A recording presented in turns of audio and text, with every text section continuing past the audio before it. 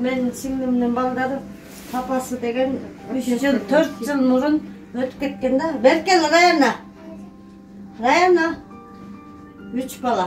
Сиңдимдин балдары берип. Бул 7-нчи класста окуйт. 42-ге киргиздим, ага неме сүйлөшүп атып. Бул 3-нчи класста окуйт. Азыр онлайн мына. Бул 6-нчы класста окуйт. Бул кызга эптеп телефон алып бергем. Өзүнүн телефону менен эки балам менен окуйбуз. Эптеп-септеп окуп атабыз. Телефонда жетишпейт. Азыр мага жардам келели. Чындыгында мына. Документин такап өткөрсөм, кыздар кече барсам тескер сүйлөп атат. Кайда соцзащита? Соцзащита. Кайсы жерде Ленинский соцзащита? Ленинский соцзащита мындай баарын угуп атат, документ алып атат, жардам бербейт. Документин документин эмне деди, бүт баарын бергем. Бүт такагандан кийин могул үйдүн эмеси чыкпайт дейт. Кандай чыкпайт эже, мына көрсөтөйүн де, жерде эмен апкачы кифтенсан. Ушунун намында суу, свет, мусор бүт түгөн бар. Анан кантип эмеден чыкпашы керек? Эми бир сылтан айтты. Билбейм каяка барарын билбей, эртең. То есть получается, что бу үй квартирада турасыңар. Канча квартирага канча алып атат? Полный 10 000 төлөйсүз. 10 000 төлөйсүз. 3 бала. Документтин эмеси эмеден чыкпайт дейт. Кантип чыкпайт? Бүт баарын төгөбүз да. Суу, свет, мусор бүт төгөбүз. Кемпирдин намынан өзүбүз. Анда ошо жерге бар. Бул 3 бала сиздин сиңдиңиздин балдары дегиңиз э? Сиңдимдин балдары. Сиңдиңиз бар да э? Сиңдим деген авариядан өтүп кеткен. Күйөөсүчү? Авариядан. Күйөөсү болсо бөйрөгүнөн отказ берип, каза болуп калган, 4 жыл болуп калды. Иши кылып анда канча 3 бала круглый сироп. Чоң 21 жашта. Ошондо 4 бала круглый сироп, өзүңүздүн 2 балаңыз. Ошо менен 6 бала менен отурасыз. Квартирада 8 балам менен 5-өө. Ана соцзащита эчтеке жардам берген. Жардам да берген жок мына. Акча да берген жок. Акчаны деген 6 000 деген деди, көл чыгарган. Пособие кылып, мамасы чуркап жүрүп, пособие кылып чыгарып берген. А соцзащита бир тыйынтыгы чыгарганда даже көмүр да берген жок силерге. Бияка көмүр эмес, продукт эмес, эчтеке берген жок. Болгону эле 3 балага 3 подарка берди. Болгону 3 подарка. Туугандар, мына көрдү, видите, мына Ленинский соцзащита эчтеке кылбайт экен. Эчтеке жардам да берди. Ленинский соцзащита сураш керек да, эмне кылып отурушат, эмне үчүн ушундай болуп атат.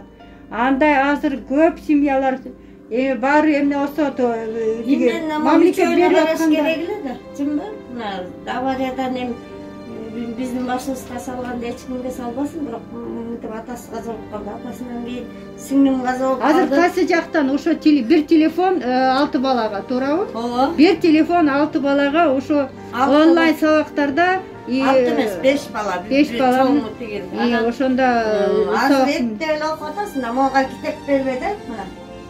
Эжеси бир 3 канча китеп берип койду, китеп жок. Китеп алалы десек, көмүр түгөнүп атат. Кайра келсем, продукт түгөнөт. Же болбосо өзүңөр деле билесиңер да, буларды багыш үчүн тамак аш керек. Тамак аш алайын десем, кайра эмес түгөнөт. Кайра бул носки кийгизиш керек, кийим кийгизиш керек. Эч кимден мисалы үчүн жардам жетпей атат, эч жактан жетпей атат. Бир жалгыз жолдошум иштейт, азыр келип, жаңы келип жатып чарчап кичине эс алып аткан. Күн-түн шабашка менен иштеп атат. Таксовать этип эле. Өзүнүн ден соолугу да болду. Жок, таксовать этпейт, иштейт эми. Иштегенде дагы жетпейт. Кайра шабашка кылыш керек. Анан эс алууга үйүңүз жылыбайт, үйүңүз суук турбайбы? Суук жактан жагабыз да, топканы. Жактан жаксак 3 тонна көмүр жактык 5,5 миңден болуп кетти. Мына эми кайра түгөнүп атат. Кыш бүтө. Бир айда 1 тонна жагат. Кыш бүтө элек али. Кыш бүтө элек. Анан экономдо отурам, азыр 4төн кийин жагам, кечинде катуу сууктай болбосун деп. Күндө суукта отурушат балдар, туурабы? Кийини жагам, аны жакканда эле бир 1000 сомдон ашык 2000ге чейин чыгат акчабызчы.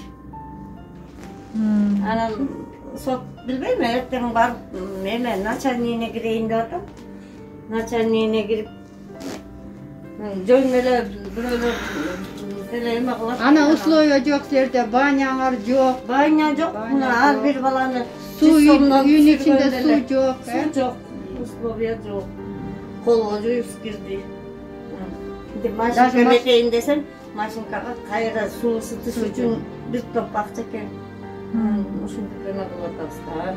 Куруп алалык бияка деп жолдошум колунан келет, бирок куралык десек, квартирага дагы алып келиш үчүн арыстын анын дагы светин андан экесе көп. Көчөнүн уруксат бербей атат. Хозяин деген түйүндө ичине топко киргизем десек, ал болбойт. Хозяинка минтели десек. Минтиш үчүн хозяйка өз акча бериш керек, биз жасаш керек. Анан өзүбүздүн акчадан лишний. Канча жылдан бери жашап Биз атасыз? 11 жылдан бери жашайбыз биякчы. 11-жылдан. Кичинекей комнатта 12 жыл болду. 12 жыл. Жана эки кыз балам менен биякта жашачубуз, кичине азаныраак, кичине азыраак төлөп. Анан балдар менен батпайт экенбиз. Аякта бир эле. Үчөө келди, төртөө келди. Анан кандай батабыз? Эчтеке батпайбыз. Могу кыздарга да эме керек. Күндө мындан самын, суу, продукту, самын бирденкелерин баары түтпөйт да.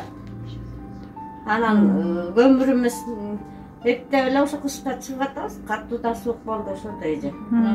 Чындыгынан нааразы болгонум ушу 3 баланы караш керек эле, башкасын карабай эле койсун. Мына 3 баланы караш керек эле да. Ошентип мына жанагы соцзащитадагы көлдөгү боз териден аябай жакшы карашчу эле. Бир жаңы эже бар. Ошого ыраазымын да, аябай жардам берип, ошо пособияны жана 6000ди ошол чыгарган. 6000 эчтеке жетпейт. 10 күндө бир 6000 сом эже. Өзүңүздүн эле сиз айткан. Мен иштей албай калдым, анткени иштечимин. Иштеп аткам. Кафелерде иштеп аткам, анан күндө документтеп атып, анан бир күн чыгасың, 2 күн чыкпайсың, 3 күн чыкпайсың. Жумушка келбей эле кой деп башканы алып алат да. Анан иштебей үйдө отурам. Кичине анча мынча болсо да иштеп, кичине продуктка да эме болчу. Азыр жаңгыз жолдошум иштеген. Тири 21-де байкасы иштейт, өзүнүн жол кересинен атпайт азыр. Стройкада эле да. Аны да окутпай коюшту.